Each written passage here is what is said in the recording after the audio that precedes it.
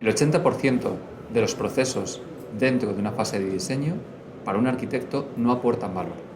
Esto, en otras partes de Europa y del mundo, ha sido solucionado mediante las herramientas de arquitectura generativa.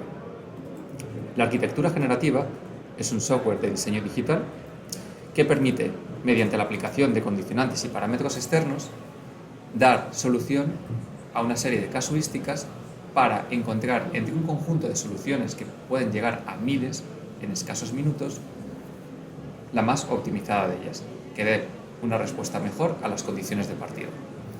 Esto, que parece que se ha llevado utilizando para dar soluciones geométricas en funciones complejas, donde el cerebro humano no puede dar respuesta, se puede extrapolar a otros condicionantes que no son puramente geométricos, como son de sostenibilidad, habitabilidad, económicos, etc. Para ello, por ejemplo, si les digo, generen un edificio residencial o de oficinas de 15 plantas, de planta circular, 5 plantas de sótano, posiblemente todos nos hayamos imaginado algo muy semejante. Esto podemos ir complejizando cada vez más, no solo geométricamente, y dar respuesta a proyectos cada vez más complejos. Cuando decía antes que el 80% de los procesos no aportan valor, es porque realmente responden a lo que es una tipología modular. Para bajarlo y que lo entiendan, en el sistema inmobiliario nosotros tenemos unos muebles que son las entidades más pequeñas de nuestro sistema, con unas características y unas medidas propias. Se van relacionando entre sí, crean espacios de transmisión, de circulación y dan lugar a unidades más complejas, que serían las estancias. Estas estancias, cada una con características propias, tienen también sus bases de relación respecto a otras estancias para crear viviendas. Y por último, las diferentes viviendas se relacionan entre sí mediante unos corredores de comunicación, núcleos de comunicación vertical, zonas comunes, para dar lugar al edificio. Estos edificios, a su vez, que son las entidades más grandes, pueden tener características propias para relacionarse con otros. Esto, que se ha ido generando casi de forma automatizada, es lo que hablamos de ese 80% de procesos que realmente no aporta valor si establecemos las condiciones de diseño. Y de esto trata la arquitectura generativa.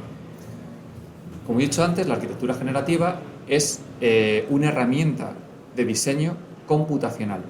Y esto es importante establecer la diferencia. Computacional no es lo mismo que digital. Digital podríamos estar hablando pues, de un interruptor con domótica que se active solo cuando veamos que no tiene suficiente luz.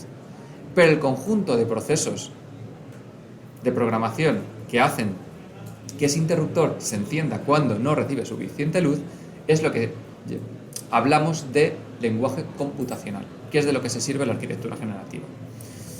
Nosotros, tradicionalmente, siempre que teníamos una problemática de partida, buscábamos darle solución.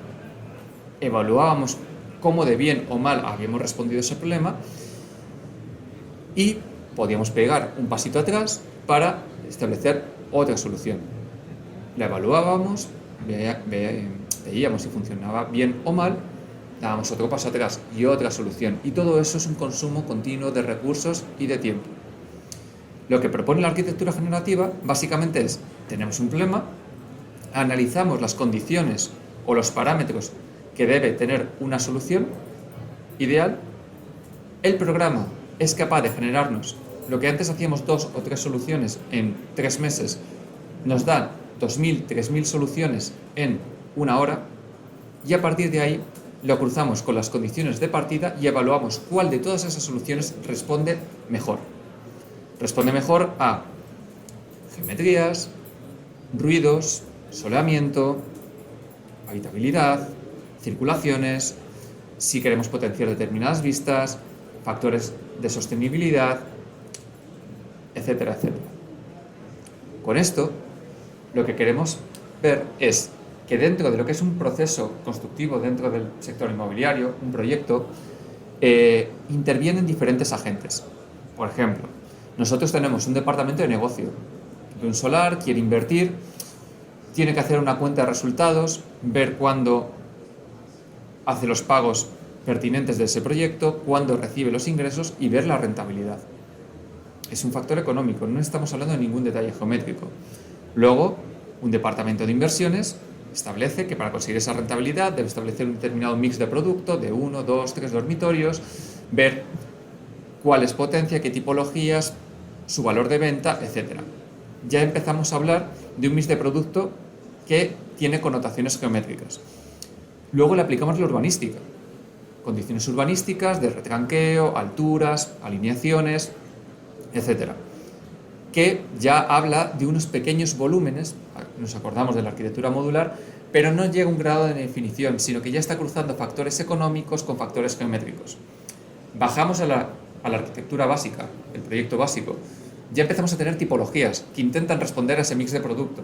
Y ahí es cuando se producen las primeras fricciones, pero realmente esos primeros encajes, que no dejaban de ser volúmenes, cajas de zapatos, básicamente todas las tipologías tienen una serie de características de relación y son condicionantes cada vez más complejos. Un proyecto de ejecución, donde llegan los temidos proyectos de instalaciones y de estructuras, que ya no solo son condicionantes, es que imponen determinados espacios que hay que respetar y nos empiezan a aparecer patinillos, mochetas donde no queremos, etc. Y tenemos que reoptimizar de nuevo el proyecto. Y por último, luego llegan esta gente de industrialización con sus componentes, con sus sistemas, sus medidas estándar, sus requerimientos de espacio, conexión, etc. Y hay que optimizar de nuevo. Entonces, para un proyectista es complicadísimo el hecho de ir metiendo continuas optimizaciones unas contra otras, que además que se contradicen entre sí. El cerebro humano no es capaz de hacerlo y al final da una solución a medias. La arquitectura generativa puede reoptimizar todas las fases del diseño en todo momento. Para ello, en este caso LignumTech ha recurrido a estas herramientas, creen estas herramientas para incorporarlas a todo el proceso, desde unas fases tempranas de diseño, donde introducir sus sistemas, hasta la propia ingeniería de detalle de los sistemas, donde nosotros establecemos las condiciones del edificio, las condiciones de nuestros sistemas y las cruzamos para responder de forma optimizada. Esto se traduce en un ahorro de plazos, de reprocesos y, por último, de costes.